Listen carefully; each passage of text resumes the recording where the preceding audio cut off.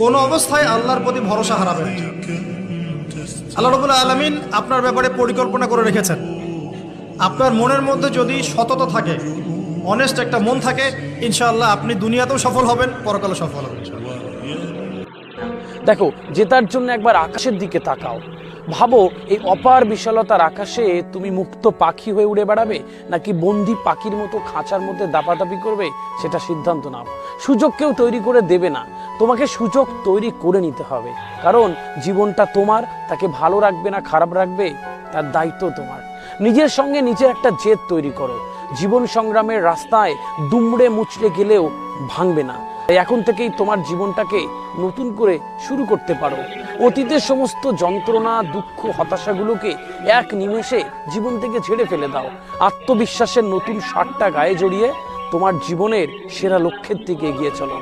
পথের শেষে দেখবে জীবন তোমার জন্য সোনার মেডেল নিয়ে দাঁড়িয়ে আছে, আর কেউ তোমার জীবনের ইতিহাস লেখবার জন্য